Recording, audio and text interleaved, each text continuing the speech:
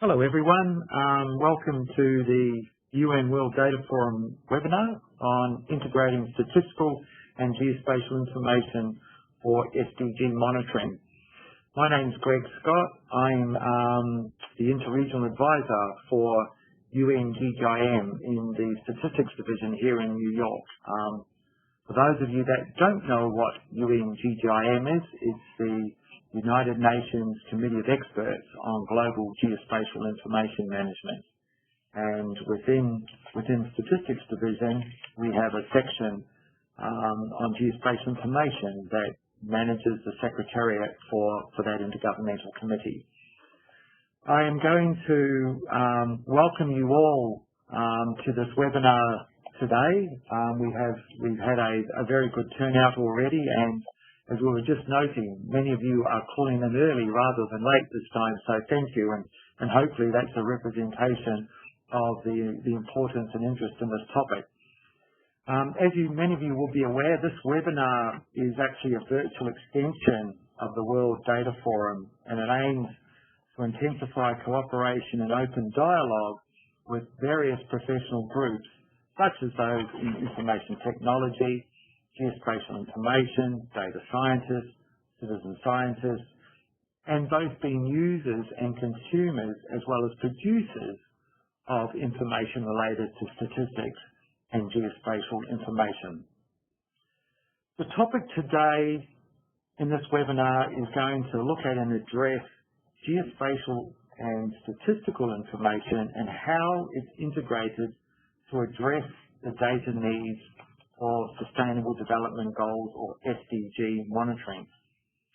By way of background, the importance of this integrating of statistical and geospatial information was recognised quite a few years ago, in fact by the United Nations Statistical Commission in 2013, which led to the establishment of an expert group, ironically called the Expert Group on the Integration of Statistical and Geospatial Information, or as we call it as an acronym, the EGISGI.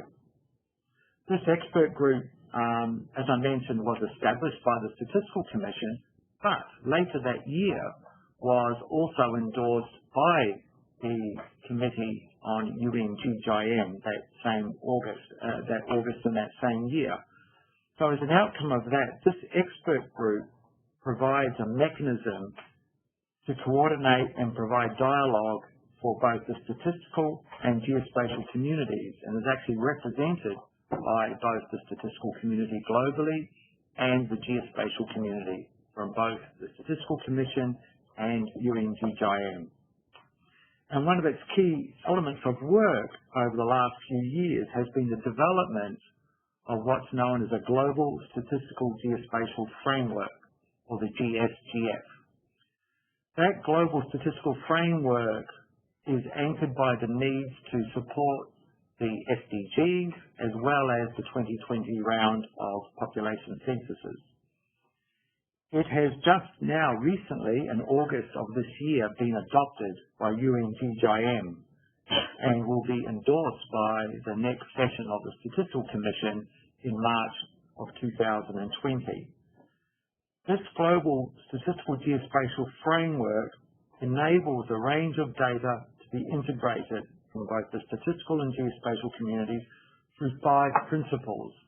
And these principles enable us to, at the very basic, bring statistical data and geospatial data together, to integrate it, to geocode it, to bring a location element to it, and to look at how it is able to provide the means and elements to statistically geospatially provide information, and also for geospatial information to provide statistical, demographic, and other data.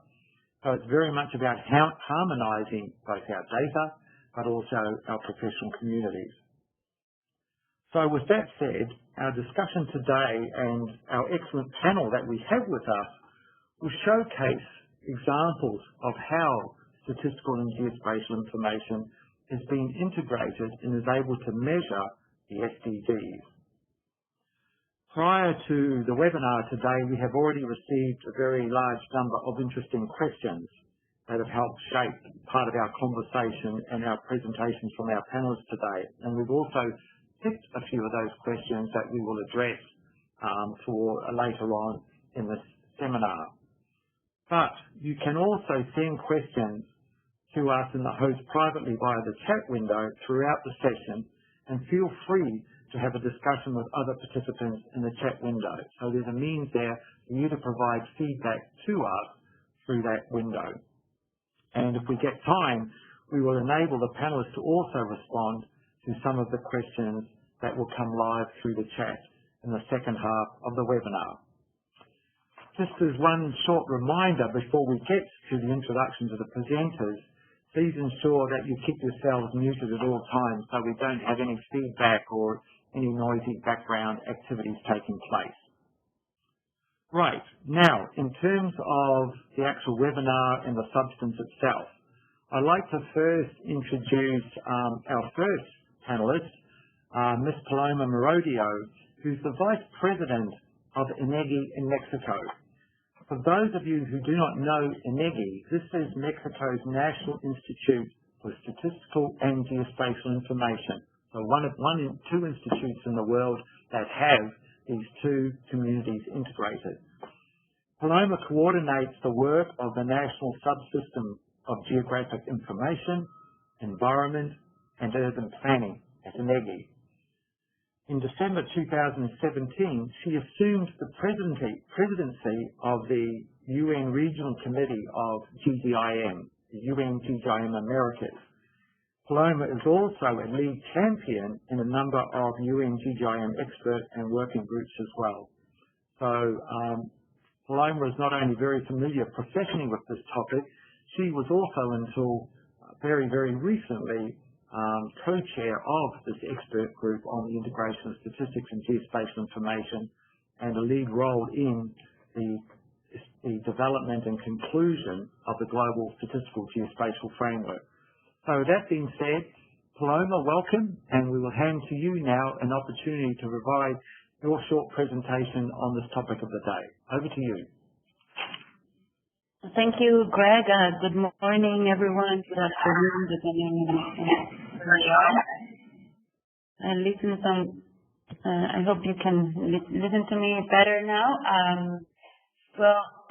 In this short presentation, I'm going to go from a global perspective to a regional and then to a national perspective in terms of how we integrate statistical and geospatial information, and specifically with a focus on the Agenda 2030, but also in the population round census that most of the countries will go through next year. And we through the working groups of the UN Statistical Commission and also UN GGIM, we've been working in some frameworks and tools that can help countries advance in these missions.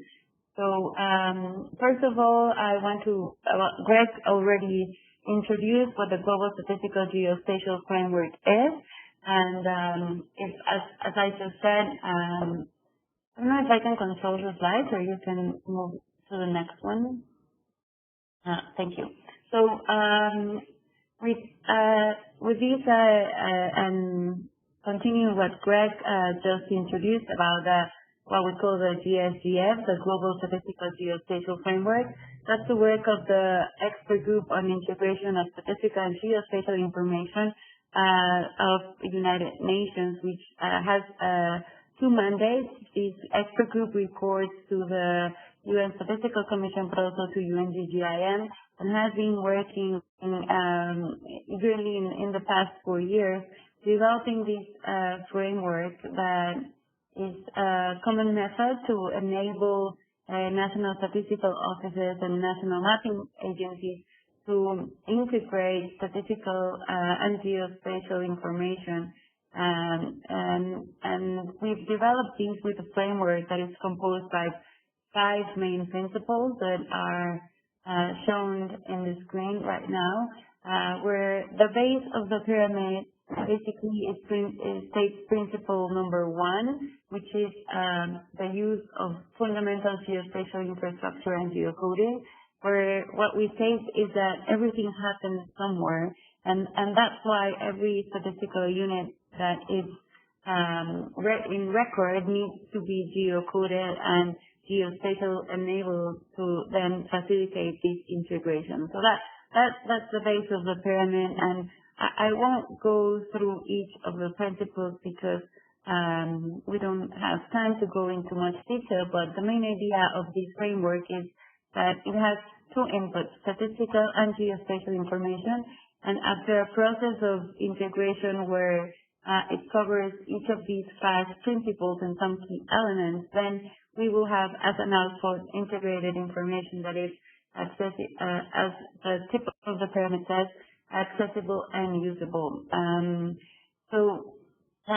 This framework, as already mentioned, was already endorsed by UNWDF 9th session last August, and will be presented for endorsement to the Statistical Commission in March. After this, the group has already been planning very specific activities in terms of how to move forward with the implementation and how to work with the countries to facilitate their integration and help them implement this framework to the reports of SDGs, but also to the population bound census of next year. So moving on to the next slide, I wanted to share with you also that in the region, in the Americas, as Greg mentioned in the introduction, I'm chairing the UNWDF Americas Regional Committee, and there we have also developed some projects that are already using the GSDF at a regional level. So we have a project that we call the MEGA, and this is a project where we have a visualizer where we put geospatial and statistical information for the region. And up until now, we've been able to include 29 countries that are participating and have provided basic information. And in terms of geospatial information, is the layer at the 3 levels is for each country, let's say national, state and municipality, but also included population and housing information. So right now, this information has been integrated using the GSDF principles, and we're moving into a newer version of this where we're planning to include other layers of information to this MEGA. And one of the main focuses, of course, will be the SDGs and the information needed to comply with the regional reporting. Then moving on to the local or national level, now if you can go back, yes, thanks. So here, this is a typical example of the famous indicator 9.1.1, where the integration of statistical information is very evident, and this has been used a lot in many examples, but I think it's worth mentioning because it explains very clearly how the information about census data can be integrated with geospatial data, which in this case are the roads, to calculate the proportion of rural population who live within 2 kilometers of all season roads. So this is a classical example, and here you can see in the map Mexico, where all the points in green are those that are rural settlements closer than 2 kilometers from an all-season road, and in pink you can see those that are more than 2 kilometers from an all-season road. And you can see the pink areas are also coincidentally with the mountain area of Mexico, 93.1% of rural settlements that are closer to a 2-kilometer road. So this is a very easy and simple example. But moving forward, we also have, maybe you can go to the next slide, we are also working on new developments in terms of how to integrate statistical and geospatial information. And one of our main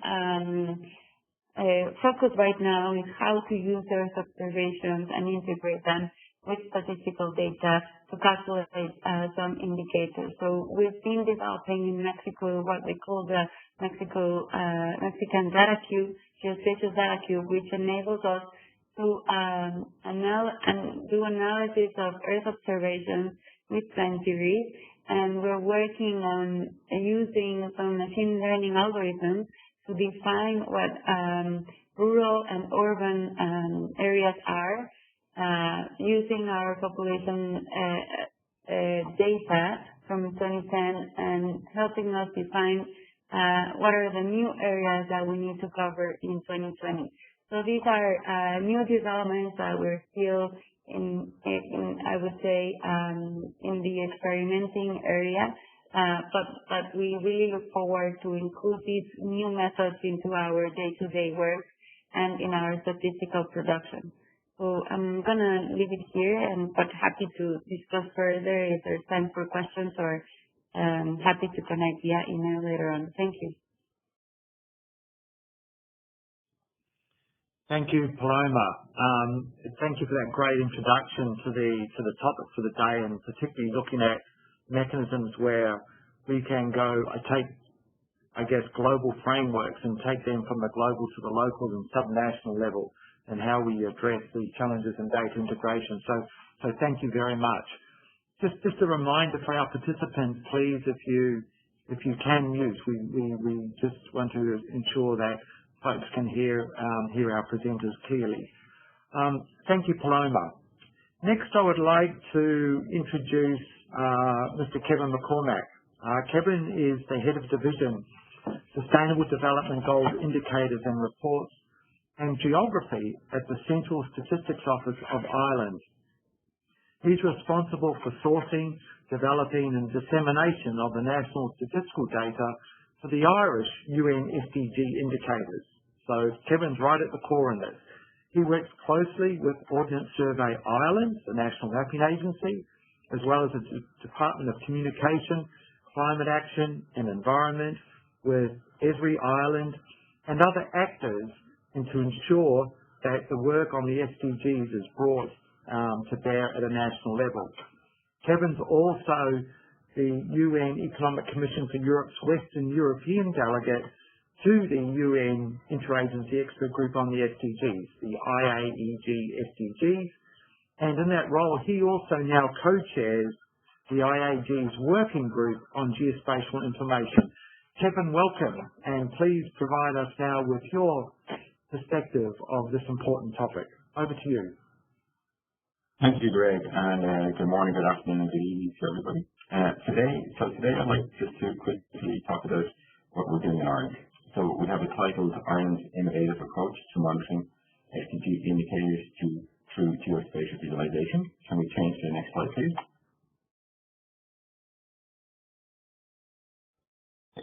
So CSO, which is my office, in collaboration with Ordnance Survey Ireland and Esri Ireland, we are currently participating in the UNSD, Esri's, Federated Information System, the FIS, for Sustainable Development Program.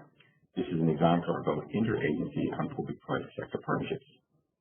This program commenced in May 2017 with a goal to develop and deploy a new approach for monitoring the UN SDGs using geographic information systems. And we have the tagline, the geospatial potential of statistical data. So our focus is not on the activities around the SDGs, it's about the indicators, the outcomes of these activities. Can we change to the next slide, please? So here on this little slide, I try to quickly outline exactly what we do. So from the Statistics Office, we have our stat bank, which is a PX tool. So this is their main dissemination tool. So the key thing for me is to have statistical data and link to it a geospatial identifier. That allows me to update our indicators platform, which is part of the Esri tool. And we can also have users download the information if they wish, straight from our stat bank. In terms of our indicators platform, built around the Esri tool, the users can download the data, APIs, and so forth. From our indicators platform, we can have some visualization, and here's the example of the visualization at the top of the slide. So these are percentage road depths. And the darker one, of course, are the higher the depths. Okay? Our platform is also directly linked to the UN SD, So that allows the UNSD to be able to pull our SDG indicators directly from our platform. In terms of many users who are not going to be involved themselves with the Esri environment, what we have also done is provided to them some tutorials in R and Python and so forth in terms of visualization. So, and at the bottom of the screen here, you see a visualization through a simple R tutorials. Now, what we're doing here is that we're merging the data from our stat bank with shapefiles. So shapefiles are the standard geospatial file that we're using in Ireland, and they're supplied to us from our colleagues in the Ordnance Survey Ireland. So using R or Python and so forth, it can be easily merged and then visualized. So the whole idea is to integrate the two sides of the particular discussion, which is the geospatial side and the data together, and allow our users to quickly visualize and understand what's going on. We have the next slide, please. So what have we done so far?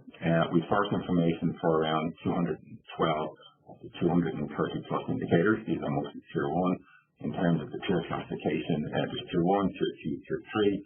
Tier 1 means there's good data, good methodology. Tier 2, there will be either good data or good methodology, not necessarily both. And tier 3 are indicators which are really under development. So as I said, we have sourced information for 211 indicators, of which we have 60 geospatial. 60 of them have a geospatial aspect, and we've created 100 plus data sets at much tree, county, and census local area geography. So we developed the National SDG Indicators Data Form, our data platform, should I say. That's built in the Esri technology. It's hosted by our colleagues, the Ordnance Survey Ireland, on the web portal. This is known as the GeoHive. And as I said previously, interested parties can openly access, visualize, and download related APIs. The link is here for those who are interested in it. So if you go to the next slide, please. So here's something that we actually have on our national platform. It's a story map. And this story map, you're going to actually visualize text, pictures, and interactive map. This particular map here is from the census, our last census 2016. And these are small areas, small local geography, census geographies. This is unemployment. It's principal economic status. And the darker the color, the higher the unemployment, and the larger the circle, the greater number of unemployment. So that allows us to be able to visualize the unemployment rates anywhere across the country. This is just to focus on Dublin. The south side of Dublin is the richer area. Yes, there's a very small number of unemployment, and the north side and the west side will be higher unemployment, not quite as rich. It's easily seen here. Certainly we're finding from our users, they're readily engaging with this particular type of visualization, bringing the geospatial and statistical data together. So have the next one, please.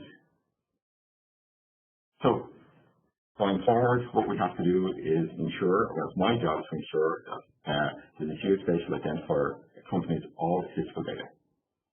We know the Esri shapefiles are readily available, so they can be reused and constantly reused. And one example that I produced recently, was for Tanzania, where I was able to grab some data from the website, also grab a shapefile from the website, and then do some visualization around that. That particular tutorial is on the UNECE's SDG wiki. At the moment, what we're doing, very much like Mexico, we're testing Earth observations. And here we're going to be merging our census boundary files, shapefiles, and geospatially coded statistical data. In terms of proximity analysis, I haven't got a ship for you today because we're only releasing on Wednesday, but we've been able to undertake a proximity analysis for hospitals, schools, doctors, GPs, libraries, bus stops, and key stations in Ireland. We have between 500 meters, between 500 meters and a kilometre, less than 2 kilometres, less than 5 kilometres. And what we've used there is our Ordnance surveys. They have a geospatially coded data set called Prime 2. We've merged that with our census, and then we've been able to produce that information. Here, as you can see, is the Tanzanian one that I showed you. So here what you have is two shapefiles and the data, and then I use just a simple ggplot2 and tmap in order to do it. So I think that's what I wanted to say. So thank you for your time. Thanks, Kevin. Really appreciate it. And as our participants will see, is that we're getting now into more detail there, but it's really an example where Kevin's been showing how we can leverage enabling technologies for the geostatistical integration, but not only the data integration, but organisational integration as well, where different organisations contribute to the process, but do it in a way where it's enabling sustainability around the use and availability of data and the access of this data to not only the UN process, but also the broader community. So thank you, Kevin, much appreciated. Finally, but certainly not last, is our third panellist that I'd like to introduce, Mr. Stefan Fritz, who's the Acting Program Director of the Ecosystem Services and Management, or ESM, in the International Institute for Applied Systems Analysis, IIASA. Stefan joined the IIASA in 2007 and since then has become the initiator and driving force behind GeoWiki.org, a global land cover and land use validation tool that aims to investigate and reduce the uncertainties in global land cover data via citizen science. Stefan is the principal investigator for the European Research Council funded Crowdland and also the Horizon 2020 funded LandSense and We Observe projects, as well as a number of others. So a lot of activity in this space that's also involving citizen science. Welcome, Stefan, and the floor is yours, sir. Thank you. Thank you very much, Craig, for the introduction. Welcome everybody from all over the globe. Is it morning or evening? It doesn't matter. Anyway, I wanted to give you a little bit of insight in the work we've been doing at IIASA with respect to Earth observation, but also looking at citizen science and how citizen science can support the SDGs. For that, I would like the next slide, please. So one thing you can, of course, do is to look at the different statistical data you have. And here is just one example. As we know, we have a lot of statistical country data around globally, for example, from the Food and Agricultural Organization, but there is so much other data. And at the same time, remotely sense-based approaches produce at the same time a lot of statistical data which can be aggregated from a pixel level to a country level. One thing which is really simple you can do just to compare the two numbers you get out of this by summing up the pixel-based, be it forest area, for example, and the statistical reporting which has been ongoing, for example, to the forest resource assessment undertaken by FAO. And this is just one example here where we see some agreements along the line, the one-to-one line, but at the same time also some other outliers, for example, Iran, Mali, Spain, Sudan, India, and so forth, where the statistical data does not really match the remotely sense-based aggregation. And I think it's not about being right one or the other, it's about how these two data sources, one being more a sampling approach coming from the statistical offices, and the other being a wall-to-wall mapping from the remote sensing, can complement each other, and also where these differences can be understood, and it can be understood why these differences exist in the first place. Next slide, please.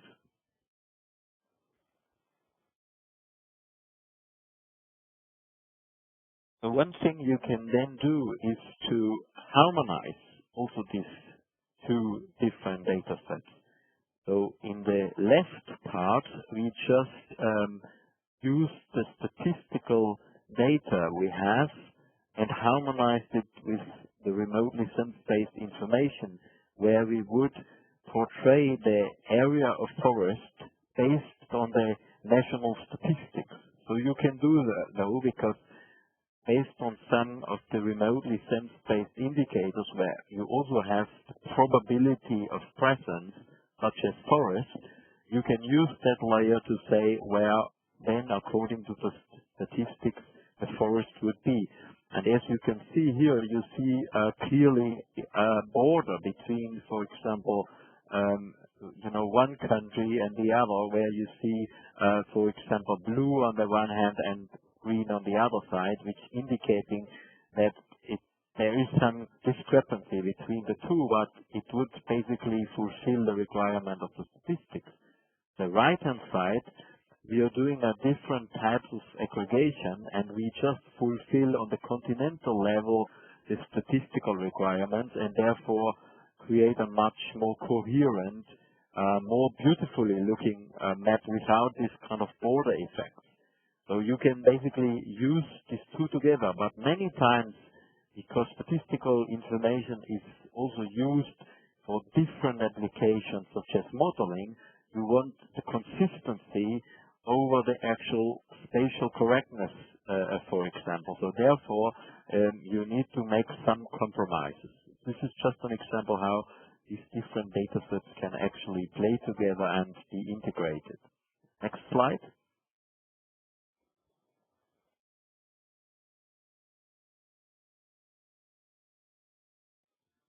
Hopefully we will get the next slide. Stefan, this is the last slide we have. Because maybe there was something been taken out.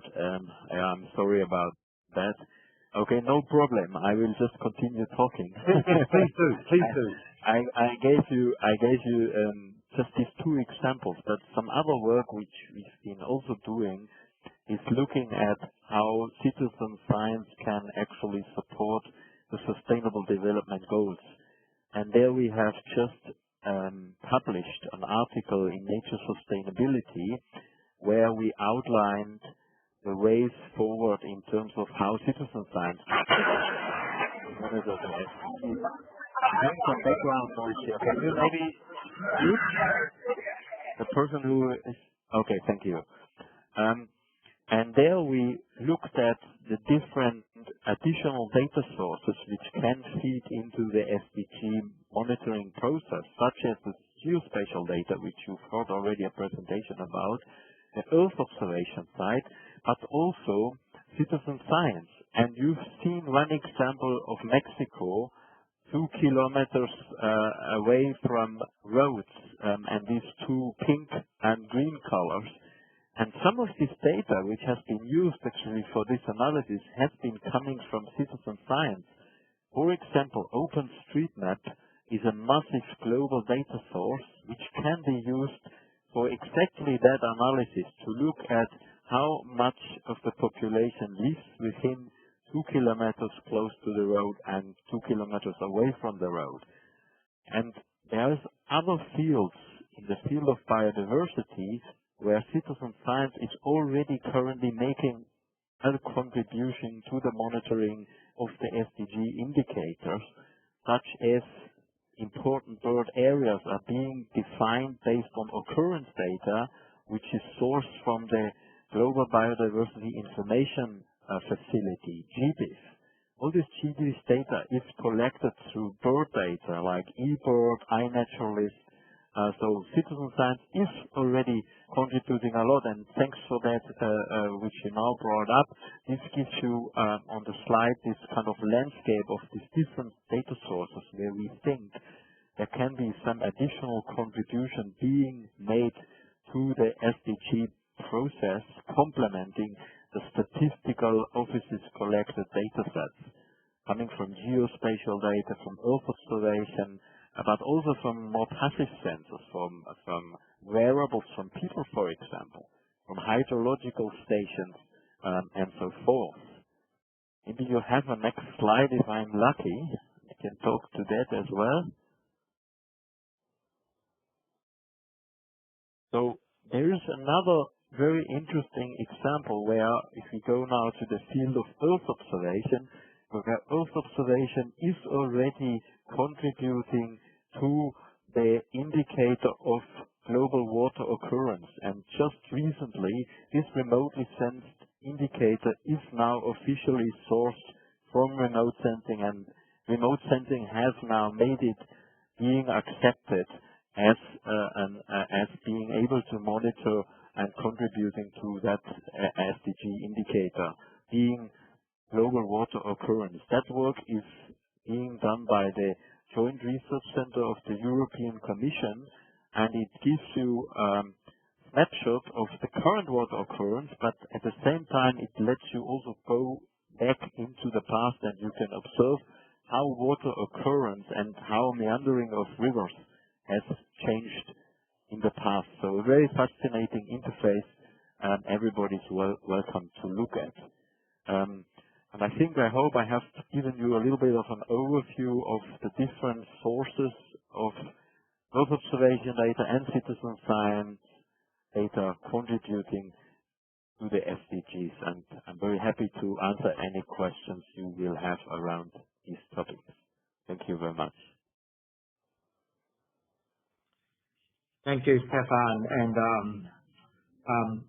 I think you'll be impressed that somehow we managed to find slides from nowhere that were relative to your presentation. You did absolutely magic. You did magic. Apologies for that. And just for all the participants, we will provide those additional slides online at the conclusion. So our apologies for missing those last couple of slides. To those that are listening in, particularly thinking about this final presentation from Stefan, it was really about how we not only have data, but how we look at it, data integration and aggregation, and use it as a means to provide a more coherent picture of what is occurring, when it's occurring and why it's occurring. And I guess the more broader use of the global community and citizen science is a key element to that. I'm going to now use this opportunity for, as I mentioned earlier, asking or posing to our panelists a few questions that were provided to us before the webinar began. And so I have three, and I will ask a number of you to respond to some of these. The first one being, and I will ask each of you, Paloma, Kevin, and Stefan, to provide a 2-minute response to each to this particular question. And this is around a question on what are the challenges for integration of statistics and geospatial information, and for example, how can crowdsourced granular data like OpenStreetMap be integrated in official statistical data and the SDG monitoring? So, we talk about this integration process, but obviously when we think about other sources of data, new sources of data, information that we're not normally accustomed to using, how can that, what challenges are involved in that? So to each of you, and first of all, ladies first, Paloma, any thoughts on that, please? Okay, thank you, Greg. I'll provide a perspective in terms of what we've been working in the working group on geospatial information for SDGs, but also in several other statistical bodies that I'm participating, advocating for the use of geospatial information in SDG reporting and other statistical or official data work. And here, I believe that one of the main challenges when presenting geospatial data to statistical communities, how can we talk in their terms? How can we show that geospatial information is also reliable and that can be used to produce indicators for official statistics? I think here we have a challenge, and we leave this inside our house at INEXI, since we have also the statistical and geospatial side. And when you have people from different backgrounds and different ways of doing things, it's really about how do you communicate and how do you get them to work together and understand each other. I think that's one of the biggest challenges. Sometimes when we present some of the results of Earth observation, the statistical community would say, well, what's the precision and how is the quality framework applied here, and how can we verify that this information is trustful enough and that we can use it and present it to the public? Because NSOs are usually very careful about the information that they use and that they produce, and I think here since we're dealing with different methods and also different methodologies to produce information, we really need to work with the community to understand each other and to see how these two things come up. And that's something that we recently discussed in the Statistical Commission of the Americas last week, where we were, Ivo from UNSD was there, and we were discussing about how to incorporate new sources of data for example, economic statistics. And we have that challenge, really, in terms of how do we provide geospatial information with enough accuracy, precision, and with the quality that the statistical community is used to have in their sources of data. Thank you, Paloma. Kevin, your perspectives, please. Okay, everybody. I'm looking at it slightly differently. I'm looking at it from the statistical angle. And I'm looking to see, can I use the geospatial information? As I said in my presentation, one of the key things that we need is a geospatial reference or unique identifier on the statistical data. For example, on Earth observations, where I'm looking at the moment with one of my colleagues, is looking at the Earth observations, layering it with simple shapefile, which is a geospatial for, say, whatever census areas, which then follows the data with it. And I'm going to start testing that for accuracy to see would it actually work. In terms of something like OpenStreetMap, for a statistical community, we always have a small research branch, and this can go into the research statistics, where you're actually trying to test the accuracy of that information. So instead of bringing the information to the statisticians and say, okay, you need to use this, what you should do is what we're trying to do, which is form a little group together. We have a little virtual institute called the Irish Institute for SDGs, where ourselves, Ireland, Survey Ireland, and Esri Ireland, and also Department of Communications and Climate Action are involved in it. And what we'll try to do is take these particular questions and test them. See, can something like a cloud source or Earth observations, can that give us the information that we need? The first thing that we're actually looking at, believe it or not, on Earth observations is emissions. So we have our EPA, they have emissions data from their own sensors, but then you also have the emissions data coming from Earth observations. And we're going to test to see, can we align them together? What's the differences, what's the challenges, and so forth. So I think bringing the group together, working in a research project is really the way forward. You need to be able to demonstrate there's a statistical process to the outputs. As I said, we're following a virtual institute approach on this. Thank you.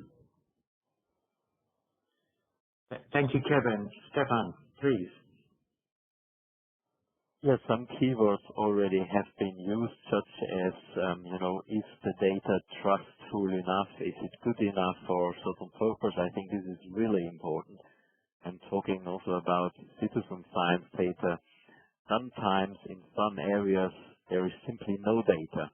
So anything where there is information is better than nothing. I think this is very important, because if you look at some places in the world, such as Madagascar, for example, I visited that, and actually there OpenStreetMap was the only road data source we could use and which was accessible to us.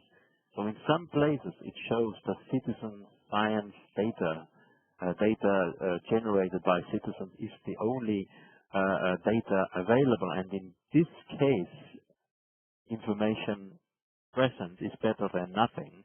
And the question, of course, then is, how can you guarantee that there is some level of accuracy? And in many cases the citizen science projects use multiple observations. It means that more than one person is inputting this data, and there are some checks and balances in place where other people look at these observations being done and confirm. And also you can put other measures in place to compare with export data, for example. But just to give you another example where we think citizen data can really make more of a contribution to the SDG monitoring process. OpenStreetMap I already mentioned, I don't need to go into detail. Biodiversity is established, but there are also these tier 3 indicators. For example, marine litter. So currently there is this tier 3 marine litter indicator. So the amount of marine litter along the coast, how can that be quantified?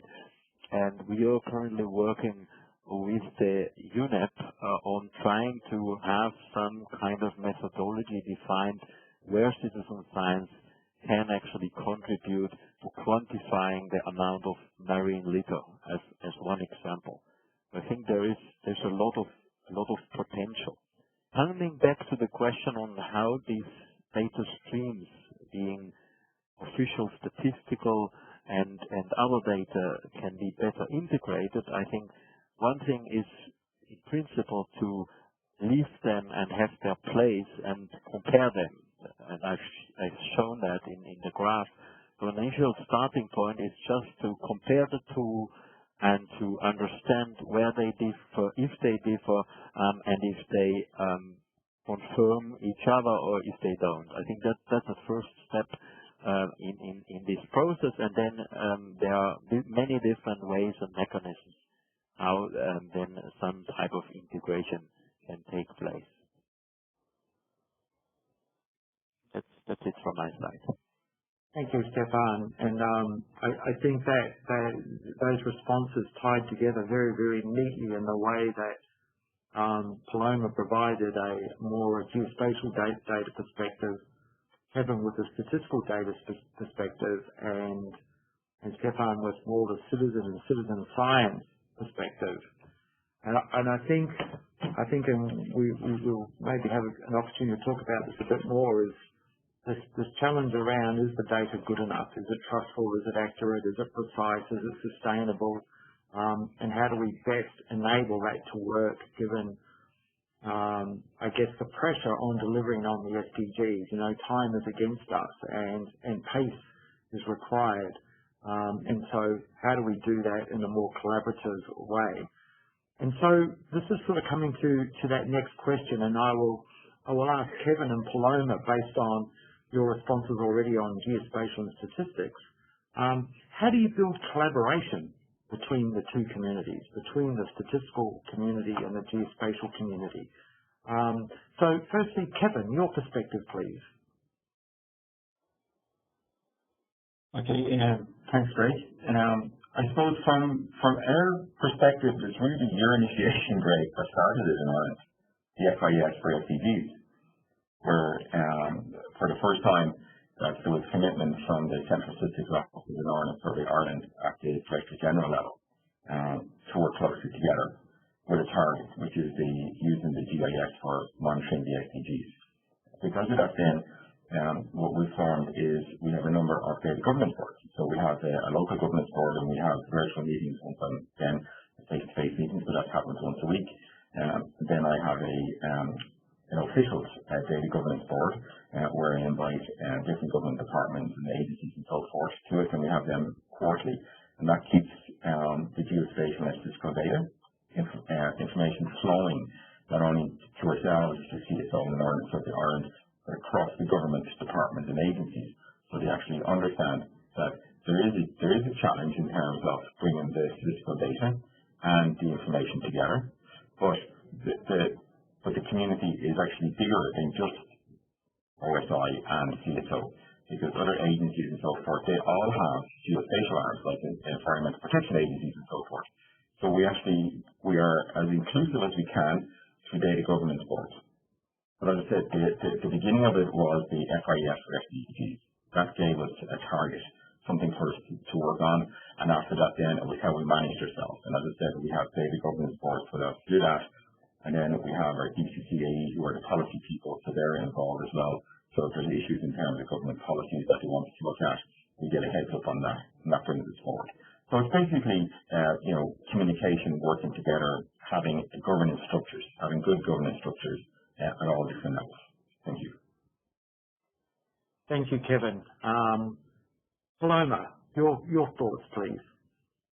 Yes, thank you, Greg. I couldn't agree more with Kevin that it's about having the institutional arrangements in place for the two communities to work together. So I wanted also to, for example, in the region, we are working very hard to bring the two communities together. From we have the Statistical Commission of the Americas, and on the other hand, we have the UNWDF Americas Committee. And what we did, for example, last week in Santiago is that in the Statistical Commission, we have a joint declaration. Okay, I think there's some background noise. I hope you can hear me well. So last week in Santiago at ECHAC, we had a joint declaration between the two communities, where we enhanced both of the governing boards or executive committees to work closely together to provide communication strategies and also to enhance the work that both bodies are doing and to communicate for to be more aligned and to help each other with the reporting of SDGs and other initiatives in the region. So I think there's a lot of willingness for both communities to come closer and looking for those institutional arrangements and also those spaces to sit together on a table and discuss that can help bring both communities closer. Thank you. Thank you, Paloma. Yeah, look, I think it's one of the things that we're seeing is that there's this growing understanding of the importance of integrating these two very different traditionally sources of information and the value that they add in bringing those together. And secondly, integrating these two professional communities that have in the past had, I guess, different roles and different responsibilities, but the SDGs have provided for us a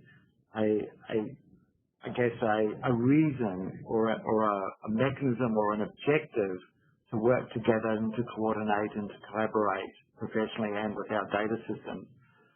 I want to actually come to one of the questions that's come in live, and thank you.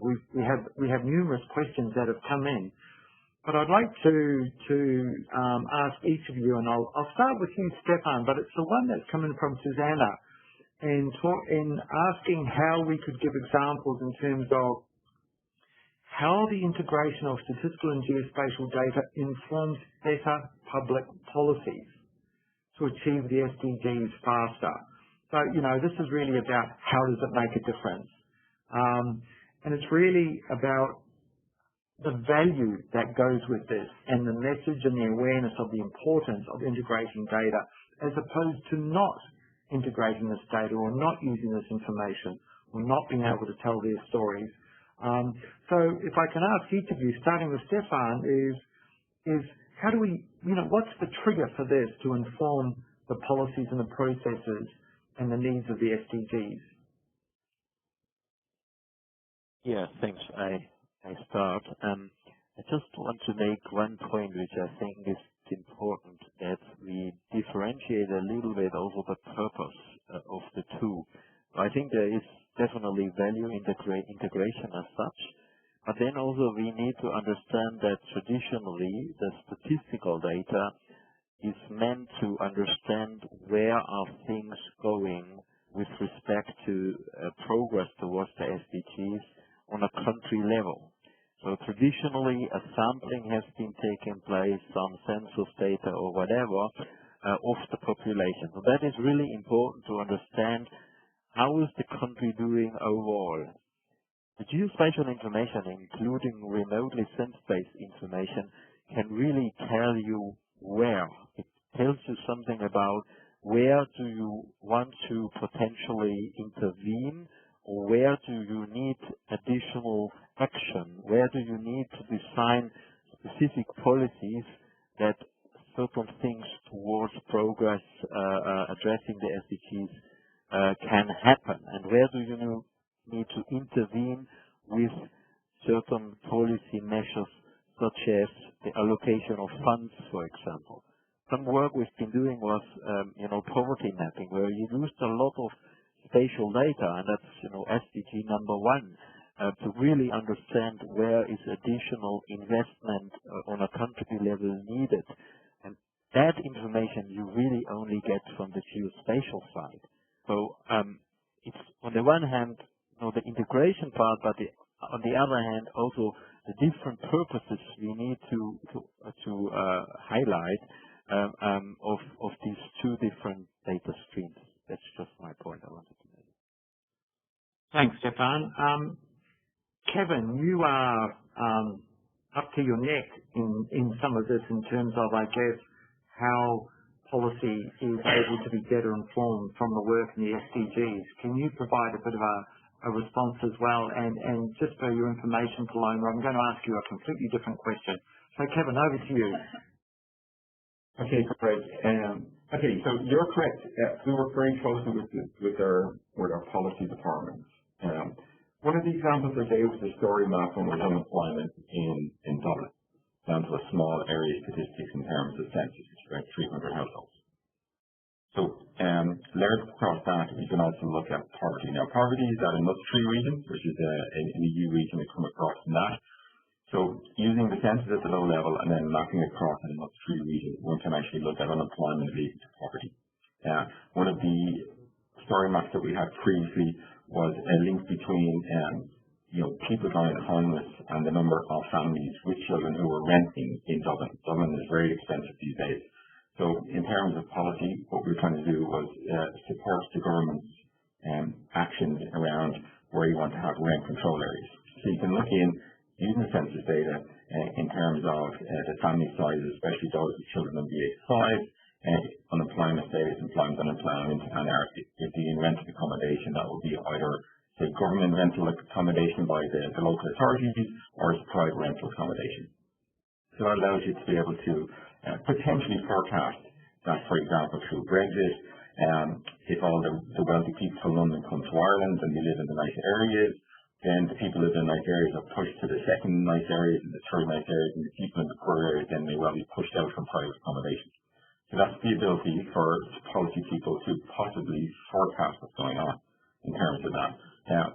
Our proximity analysis that's coming out on Wednesday, one of the areas we looked at is the border area in Ireland, and we were able to show our government in discussions with our UK colleagues there's about 25% more population living directly on the border in Ireland than there was previously, because when the Troubles were on, there was about a kilometre either side of the border that was actually cleared of vegetation and everything. That was just an open zone because there was difficulties in those particular areas, but now it's being populated.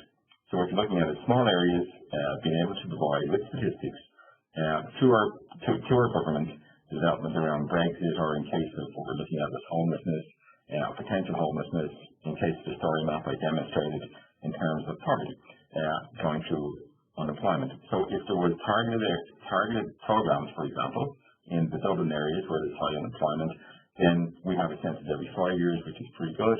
We're going to be able to measure has there been an effect of the programs, the same as measure to manage. And that's where we see it coming through for our policy people. We can give them the data, and then they can have a time period where they're able to enact some policies or so forth, and then there's a reporting and a decision-making process to see if these activities or programs have actually worked. One of the pieces that I'm always very careful of is in statistical distortion control, and that means that the more lower geography that you go, there will be a higher chance of statistical disclosure, and you can't do that from official statistics. An example would be from our Health Executive Authority. They were looking at producing some information on self-harming, and they wanted to come down to a very low geography, and I stopped it because of statistical distortion control. So it's not the fact that the information is there, it's about can you use it at this very low level of geography. And in terms of these particular decisions, then I am a key decision maker around that. Thank you. Thanks, Kevin. And they're really, really pertinent points, is that, when you do get to those lowest levels of geography, it gives you much more ability to not only make decisions, but do really valid analytics on that as well. Just taking that a little step further, Paloma, and one of the metrics around disaggregation that comes into the indicator framework is also about gender. And so if you could you address the question that came in terms of the challenges to develop the geospatial framework on Goal 5 regarding gender quality and gender statistics? Any perspective that you might be able to offer on that, please? Okay, thank you, Greg. So we like to think about gender not only as a single topic, but as a transversal area of work. We actually been working, and I'm sorry that I'm talking a lot about the Statistical Commission of the Americas, but I was just there last week, and for example, we in INEGI we've been having since 20 years ago some gender statistics encounters where we've been working very closely in terms of how to incorporate gender perspective in all of what we do. We've decided not to continue with that working group anymore because we believe that it's not an isolated item, and we really want to bring gender perspective to all of the dimensions of course, the indicator framework, but also our work in statistics and geospatial information. So I think there's several perspectives on this, but what we try to do is, first of all, to include these gender perspectives in our norms and the laws that provide the normative framework in terms of how we produce statistics. And then in terms of how we disseminate information, we try always to do it with a gender perspective and include it.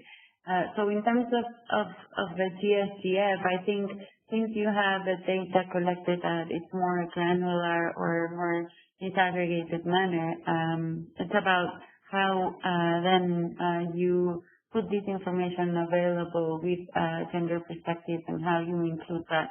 So we're very committed with this issue, and we try to incorporate, as I said, in a transversal manner in not only gender statistics, but also in other topics such as environment. We recently, well, not recently, it was actually last year that we had a workshop with UNWDF and other important relevant actors in terms of how to include gender in our environmental statistics, and we try to do that in every single topic. So I would say we covered it as a transversal to include gender, but also other minorities and other groups in the way that we disseminate statistics. Thank you. Thanks, Paloma. That's really valuable, a really valuable perspective in helping to bring us a lot more understanding there. Colleagues, we can see now that we are past our hour, and we have really only started to get into some of the questions. So I think it reflects the topic and its importance. So thank you all. Unfortunately, we do not have time to go any further today, but I also thank our panelists for answering some of the questions on the fly as well. I just want to, just before signing off, to thank Paloma, Kevin, Stefan for your great contributions today, for your insights, and I guess an expansion of the work that you're doing and contributing to the integration of statistical and geospatial information for SDG monitoring. I'd also like to thank my colleagues in UNSD for facilitating this webinar on behalf of the UN World Data Forum, but also you, our participants from around the world, for calling in at, often very weird hours of the day. Thank you so much. And as you can see up there in the chat window, please continue to have discussions to follow on our website and on Twitter. And we look forward to perhaps continuing this dialogue more in the future. And obviously it will be a key component of the work as we go forward and thinking about the program for the UN World Data Forum next year. So with that, I'd like to sign off for now, and thank you all for participating in this important event today. Thank you and cheerio.